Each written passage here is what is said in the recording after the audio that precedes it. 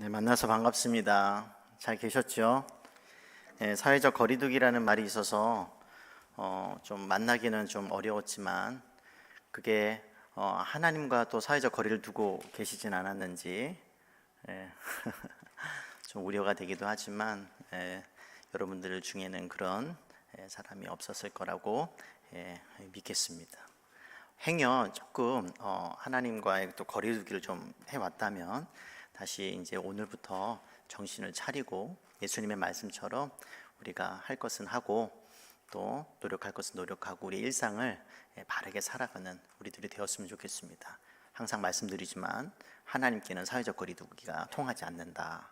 하나님께는 그 용어가 합당하지 않고 사용할 수 없다는 거예요. 항상 우리는 그런 의식을 가지고 신앙생활을 해야겠죠. 그게 우리 고신교회에서 계속해서 말하고 있는 코람데오라는 말에 포함이 되어 있는 것입니다. 하나님 앞에서의 삶이지 하나님 앞에 없는 삶은 한순간도 존재하지 않는다. 그런 점에서 하나님께는 사회적 거리두기가 통하지 않는다.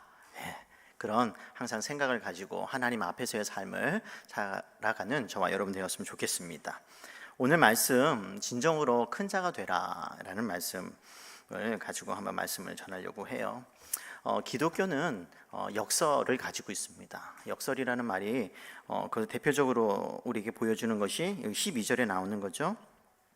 자기를 높이는 자는 낮아지고, 높이는데 높아져야 되는데 오히려 낮아지고요. 근데 반대로 자기를 낮추는 자는 반대로 높아진다는 거예요. 이런 걸 가리켜서 패러독스라고 영어에서 말하고 역설이라고 말을 해요. 예수님께서 항상 말씀하셨던 거죠. 자기를 살려고자 하는 자는 죽을 것이고 죽으려고 하는 자는 살 것이다. 이것도 역설이에요. 그러니까 기독교의 어떤 독특한 기독교만이 가지고 있는 가르침이라고 할 수가 있습니다. 근데 이것을 아는 것이 중요한 게 이 세상에 살아갈 때 충돌할 때가 있어요.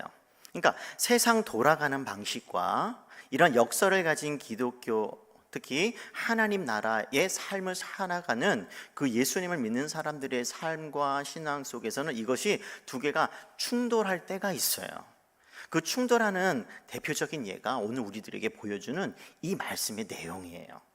우리 어떻게 큰 자가 되려고 하는데 낮아지려고 하는 자가 오히려 큰 자가 될 수 있는가? 그 이야기를 우리들에게 예수님께서 제자들에게 가르치면서 또한 우리들에게도 말씀해 주시는 거예요. 한번 살펴보겠습니다.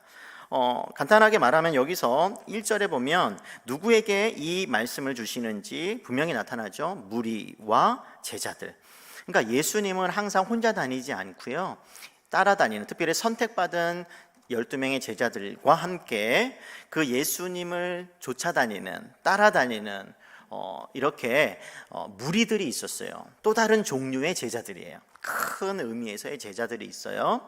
선택받은 제자들과 따라다니는 그 가르침이 좋아서 어떤 영적인 끌림과 그리고 어떤 그 예수님의 그 가르침이 좋아서 졸졸 따라다니는 사람들이 있었어요. 그 사람들이 무리고 또 다른 의미에서 넓게 제자라고 할 수가 있죠.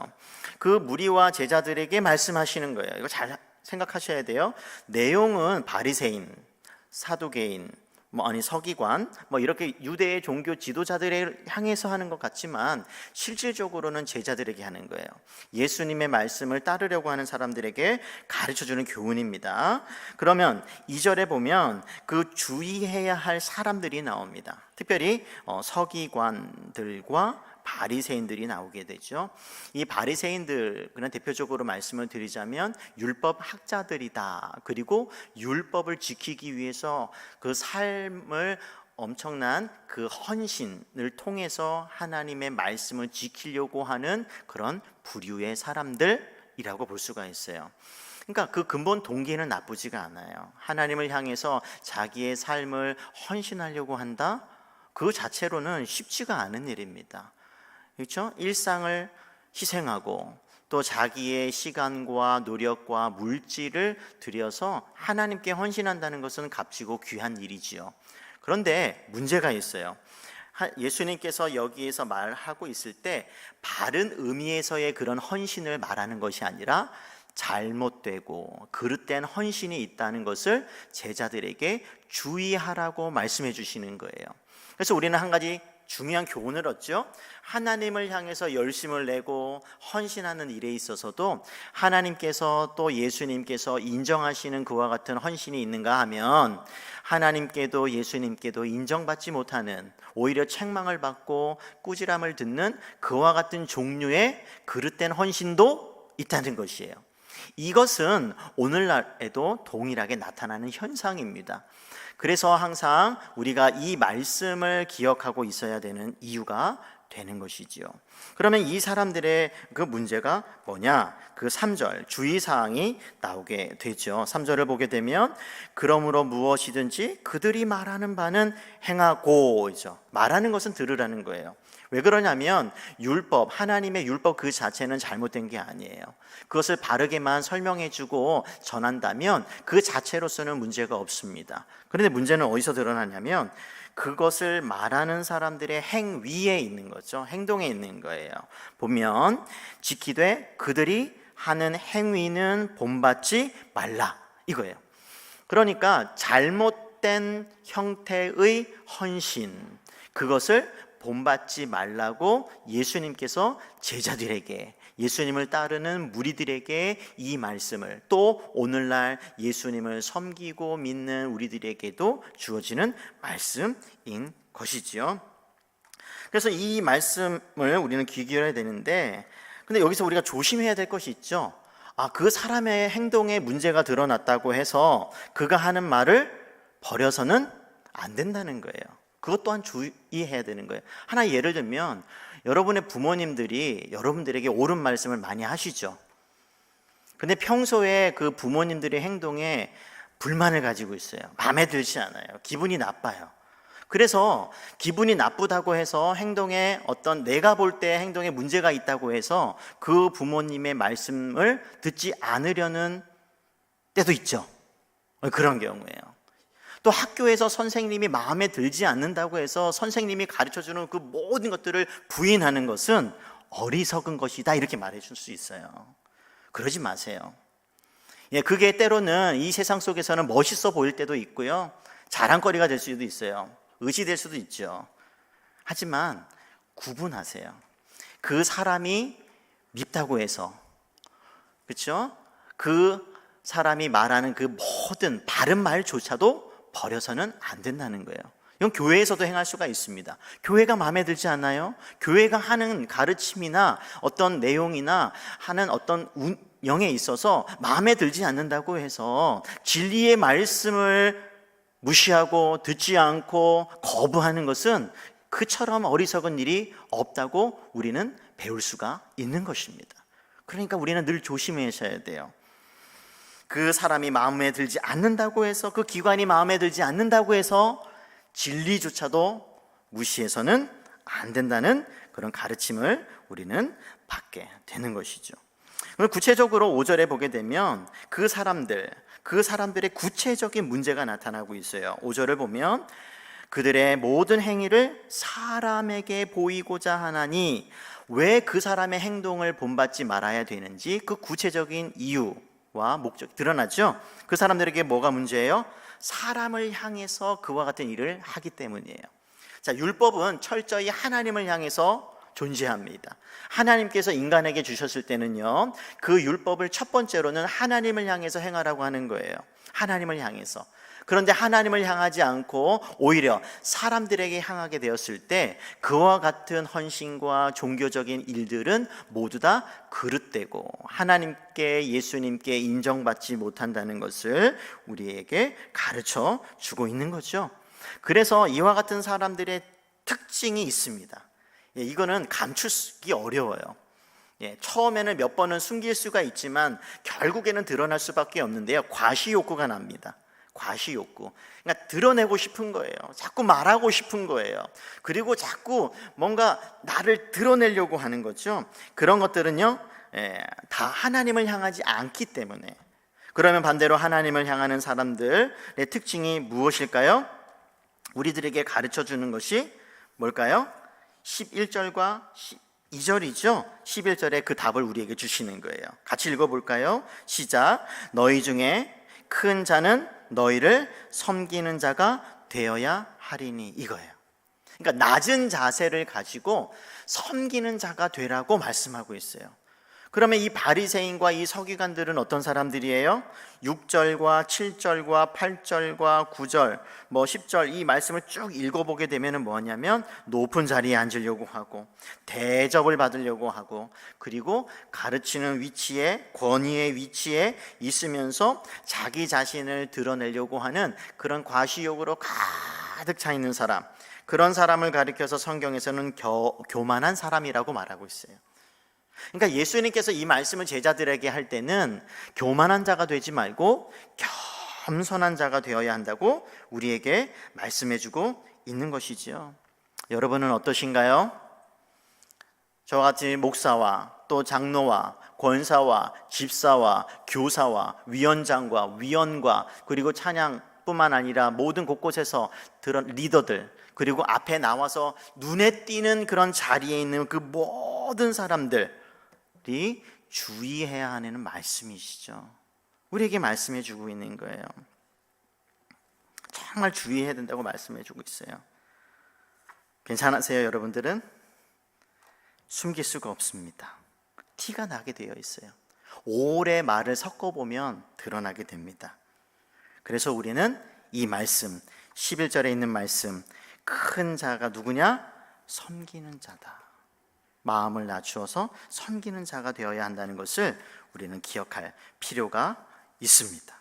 그런데 이 말씀은 그냥 하늘에서 뚝 떨어지는 말씀이 아니라 성경 전체에서 우리들에게 가르쳐주고 있는 말씀이죠. 한번 보면 잠언서 3장의 말씀을 보게 되면 34절에 이런 말씀이 있습니다. 진실로 그는 거만한 자를 비웃으시며, 하나님은 교만하고 거만한 자를 비웃으신다고 말씀하고 있어요. 근데 반대로 겸손한 자에게는 은혜를 베푸신다. 왜 예수님의 이 말씀을 지켜야 되는지 아시겠죠? 하나님의 은혜를 경험하고 싶으십니까? 하나님께 인정을 받고 싶습니까? 그러면 낮은 자세로 섬겨야 되는 것이에요. 또 말씀을 볼까요? 에스겔서 21장 26절의 말씀을 보게 되면 또 우리에게 겸손에 대한 말씀, 구약 성경의 예를 우리가 볼 수가 있습니다. 21장 26절인데요. 주 여호와께서 이같이 말씀하셨느니라. 관을 제거하며 왕관을 벗길지라. 그대로 두지 못하리니 낮은 자를 높이고 높은 자를 낮출 것이니라. 이게 하나님께서 말씀하시는 거예요.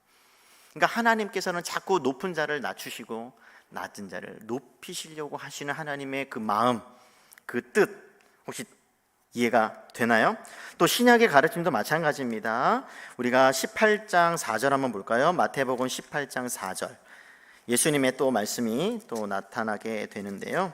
18장 4절에 이런 말씀이 있습니다. 그러므로 누구든지 이 어린 아이와 같이 자기를 낮추는 사람이 어떤 사람이라고요? 네? 사람이 천국에서 큰 자니라. 왜 이 땅에서 우리가 낮은 자세로 겸손하게 살아야 되는가? 하나님의 나라에서, 천국에서 높은 자로 하나님의 인정을 받으면서 살아가는 길이기 때문에 그렇습니다. 그러니까 여기서의 겸손과 낮은 삶은, 섬김의 삶은 어디예요? 천국과 연결되어 있다. 우리에게 이것을 가르쳐 주죠. 그러니까 작은 일이 아니에요. 하나님이 보실 때 교만이 얼마나 큰 일이고 겸손한 것이 얼마나 위대한 일인지 예수님의 말씀, 곳곳의 말씀, 성경의 그 가르침을 통해서 우리가 알 수 있는 것이에요. 또 베드로전서 5장 5절과 6절도 한번 볼까요? 베드로전서에 보게 되면 또 나타납니다. 베드로전서 5장 5절과 6절의 말씀 한번 보겠습니다. 젊은 자들아, 이와 같이 장로들에게 순종하고 다 서로 겸손으로 허리를 동이라. 하나님은 교만한 자를 대적하시되, 그냥 놔두시는 것이 아니라 하나님은 원수, 반대쪽에 있는 사람, 싸움의 대상으로 여기신다는 거예요. 교만한 자. 겸손한 자들은요, 에게는 은혜를 주시느니라. 잠언서 3장 34절의 말씀을 그대로 인용하고 있죠. 6절도 볼까요? 그러므로 하나님의 능하신 손 아래에서 겸손하라. 때가 되면 하나님께서 너희를 높이시리라. 언젠가는 높이실 날이 오신다는, 높이실 날이 온다는 거예요. 그래서 끝까지 겸손한 삶을 살아가도록 우리들에게 촉구하고 있는 거죠. 계속 권면해주고 있어요. 마지막으로 야고보서 한번 볼까요? 야고보서 4장에 있는 말씀, 야고보서 4장에 있는 말씀도 보게 되면 4장 6절입니다. 우리들에게 이런 말씀을 주고 있어요. 겸손에 대해서. 그러나 더욱 큰 은혜를 주시나니 그러므로 일러스되 하나님이 교만한 자를 물리치시고 겸손한 자에게 은혜를 주신다 하였느니라. 7절도 볼게요. 그런즉 너희는 하나님께 복종할지어다. 갑자기 낮은 자를 높이신다는 그 말씀을 인용하고 나서 뭐 하라고 하고 있어요? 하나님께 복종하라. 결국 낮은 자의 삶을 사는 것, 섬김의 삶을 살아가는 것은 하나님께 복종하는 일이에요. 그렇게 하나님께 복종한 자는 하나님께서 은혜를 베푸실 뿐만 아니라 하나님께서는 언젠가 높이시는데, 특히 천국에서는 그렇다는 거예요. 10절도 볼까요? 주 앞에서 낮추라. 그리하면 주께서 너희를 높이시리라. 성경은, 구약과 신약 성경은 계속해서 우리가 높은 삶이 아니라 낮은 삶을 살아야 된다. 낮은 삶이란 섬기는 삶이다. 사람을 섬기는 거예요. 너희를 섬기는 자는, 하나님을 믿는 사람, 예수 그리스도를 따르는 자들을 섬기라고 말하고 있습니다. 뿐만 아니라 그것이 하나님께 복종하는 일이고, 결국에는 하나님께서는 높이 세움을 받는 그때까지 그와 같이 낮추라고 말하고 있습니다. 근데 세상은 어떻죠? 정반대죠. 그래서 충돌하는 거예요. 하나님은 낮아지라고 하고 있어요. 섬기라고 하고 있어요. 과시욕을 드러내서는 안 된다고 말하고 있어요. 그러나 세상은 반대죠. 힘과 권력과 부와 명예가 있어야 높임을 받고 인정을 받고 그리고 군림할 수 있다고 말하고 있어요. 섬기고 낮은 자세를 취하면은요, 세상은 싫어합니다. 그렇게 살아갈 수 없다고 말하고 있습니다. 진화론적 사고 때문에 그렇죠. 약육강식. 강한 자만 살아남을 수 있다고 해서 자기가 가진 것보다 몇 배를 부풀려서 과시하고 드러내야 살아갈 수 있다고 말해주고 있어요. 적은 것을 가지고 있으면서 많이 가지고 있다고 자랑을 해야 인정을 받으니, 하나님 나라의 법칙으로 살려고 세상 가운데서 그렇게 살려고 하다 보니 부딪히죠. 왜요? 그렇게 살면 짓밟히니까, 무시당하니까, 욕을 먹으니까. 네가 뭐 성인 군자냐? 이 세상에 그렇게 어떻게 살 수가 있어? 이렇게 얘기하네. 낮은 자세로 살려고 하면 짓밟히니까 너무 아프잖아요. 그러니까 어떻게 해요? 다짐하죠. 그렇지, 짓밟히지 말아야지, 강한 척, 센 척 해야지. 그렇게 혹시 여러분 살아가고 있지 않나요? 저에게도 그런 유혹이 있어요. 너무 무시하니까 섬기려고 하고, 낮은 자세로 배려하고 존중하고 상대방을 높이려고 하는데요, 상대편은 저를 대할 때 그렇게 대하지 않더라. 저도 상처받을 때가 너무 많아요. 근데 세상에선 그렇다 쳐요. 근데 교회 안에서도 그런걸요. 왜 그럴까요? 이 예수님의 가르침에 아직 복종하지 않기 때문에. 이 위대한 말씀을, 원리를, 하나님 나라의 삶의 법칙을 아직 깨닫지 못했기 때문에. 그래서 교만한 사람은요, 결단코 이 말씀을 순종할 수가 없습니다. 자기를 낮출 수 없기 때문에 이 말씀에 순종할 수도 없어서 하나님께 인정도 못 받고 은혜도 못 받고, 그래서 어떻게 되는 거예요? 결국에는 하나님께서 낮출 날만 기다리는 그런 삶을 교만한 사람들은 기다릴 수밖에 없어요. 누구를 무시하면서 겸손하고 낮은 자세로 섬기려고 하는 사람들을 말로 험담하고 깎아내리고 행동으로 무시하고 아프게 하고 상처를 주면서, 그러면서 자기 자신이 세 보이니 자기가 더 강하다고 우월감에 젖어서 그렇게 살아가고 있는 거예요. 착각의 삶이죠. 저는 여러분 가운데 한 사람도 이런 사람이 없기를 바랍니다. 상대방이 여러분들에게 낮은 자세로 섬기려고 할 때 여러분도 그러십시오. 그게 진짜 교회의 모습입니다. 그런 사람이 많아졌을 때 그런 공동체를 예수님의 진짜 교회라고 할 수가 있는 거예요. 예수님의 진짜 교회. 말씀을 맺겠습니다.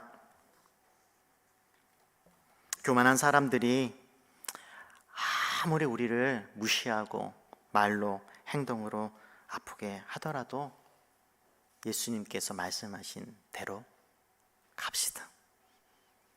겸손한 사람들은요, 알아봐요. 그래서 함께 갈 수가 있는 거예요. 그리고 겸손한 사람들도 교만한 사람을 압니다. 왜요? 다르거든요. 서로 다른 길을 걸으니. 여러분들은 어떤 길로 걸으실래요? 하나님께서 인정하시는 그와 같은 겸손한 낮은 자세로 하나님과 그리고 예수님의 형제들을 섬기는 그런 하나님께 인정받는 자리로 살아가기를 바랍니다. 세상에는 20대 80이라는 법칙이 있다고 해요. 적용하려고 하죠. 하나님 나라에 통하지 않습니다. 20%는 겸손하고 80%는 교만하거나 아니면 그런 그냥 보통의 사람 통하지 않습니다. 모두 다 20%, 모두 다 겸손하고 낮아지기를 원하시는 것이 하나님의 뜻이지 20대 80 법칙이 세상의 법칙이기 때문에 통하지 않습니다. 거기에 말려들지 마세요. 우리 모두 100% 낮은 자, 섬기는 자로 부르심을 받았으니 그 일로 걸어갑시다. 기도하겠습니다. 하나님 아버지, 우리가 어떻게 살아야 되는지 가르쳐 주셨습니다. 겸손하여 낮은 자세로 하나님과 또 이웃을, 하나님을 믿는 제들을 또한 섬겨야 되는 그런 또한 삶으로 우리를 부르셨음을 알았습니다. 그와 같은 길로 걸어가서 하나님께서 높일 날을 기다리며 교만한 자들이 아무리 말과 행동으로 괴롭게 하여도 끝까지 우리의 정체성, 우리의 신분, 우리의 위치를 잊지 않고 하나님께 영광을 돌리며 인정을 받는 삶을 살게 하여 주시옵소서. 특별히 우리 고3 수험생이 있습니다. 수시와 수능과 그리고 직업을 놓고 기도하면서 애쓰고 노력하고 집중하는 시간을 갖고 있습니다. 한 사람 한 사람을 붙들어 주셔서 하나님께 선한 길로 인도하여 주셔서 하나님께서 인도하셨습니다 간증하며 대학 생활을 시작하여 그 이후로도 하나님의 은혜를 경험하는 그와 같은 겸손한 사람들, 그와 같은 길로 걸어가게 하여 주시옵소서. 특별히 지금 시험 기간에 있는 우리 친구들도 있습니다. 하나님께서 지혜와 명철과 총명과 지식을 더하여 주셔서 넉넉히 이 시간을 이기며 승리하며 피곤치 않도록 붙들어 주시기를 간절히 소망하옵니다. 기도할 때 들어응답하여 주시옵소서. 예수님의 이름으로 기도했습니다. 아멘. 다음 믿어 수고 찬양하겠습니다.